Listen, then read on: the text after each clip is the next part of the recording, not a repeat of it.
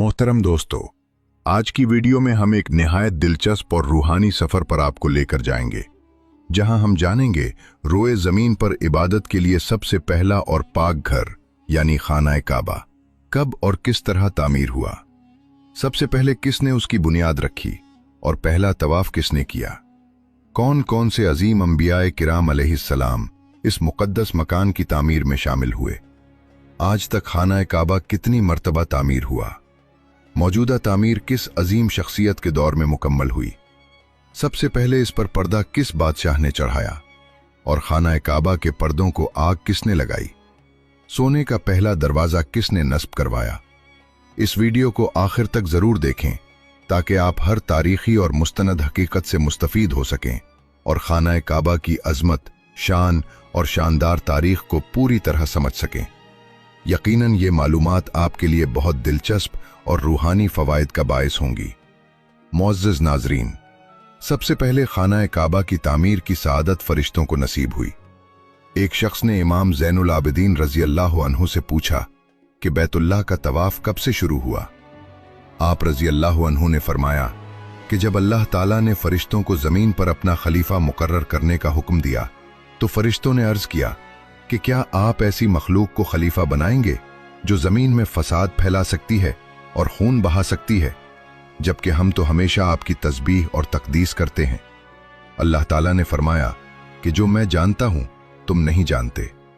इस पर फरिश्तों को शदीद शर्मिंदगी हुई और उन्होंने हालत जारी में अर्श इलाही का 3 मरतबा तवाफ किया।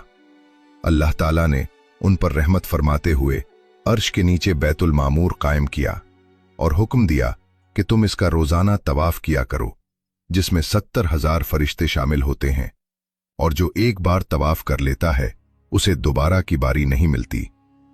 इसके बाद अल्लाह ताला ने फरिश्तों को हुक्म दिया कि वो जमीन पर जाएं और बैतुल्लाह की मानिंद और उसी पैमाने के मुताबिक मेरा घर तामीर करें।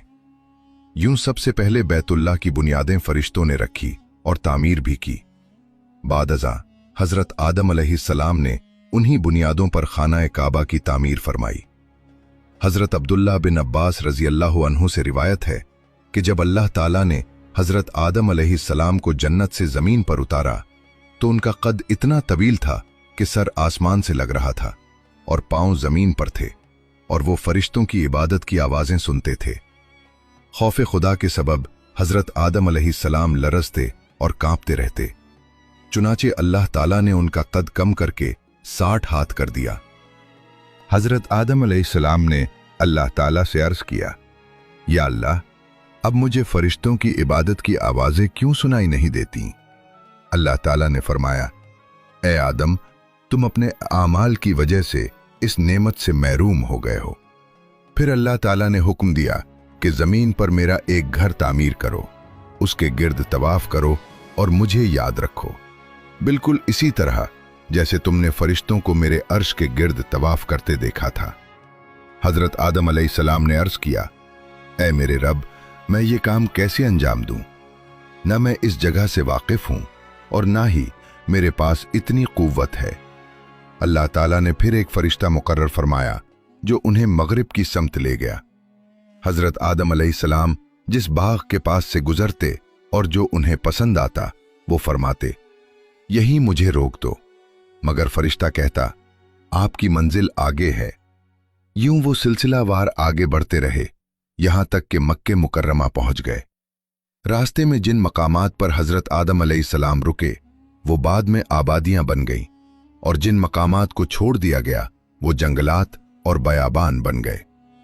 हजरत आदम अलैहिस्सलाम ने खाना-ए काबा की तामीर के लिए 5 मुख्तलिफ पहाड़ों के पत्थर इस्तेमाल किए। कोहे तौरे सीना, तौरे जैतून, कोहे लुबनान, कोहे जूदी और बुनियाद में जबले हिरा का पत्थर शामिल किया। जब तामीर मुकम्मल हो गई तो वो फरिश्ता हजरत आदम अलैहिस्सलाम को मैदान अरफात की तरफ ले गया और उन्हें हज के तमाम मकामात दिखाए, जहां आज भी लोग मनासिके हज अदा करते हैं और कयामत तक करते रहेंगे। इसके बाद उन्हें वापस मक्के मुकर्रमा लाया गया। फिर हजरत आदम अलैहिस्सलाम ने 1 हफ्ता तक बैतुल्लाह का तवाफ किया और उसके बाद सरजमीन हिंद की तरफ रवाना हो गए। जहां बोझ नामी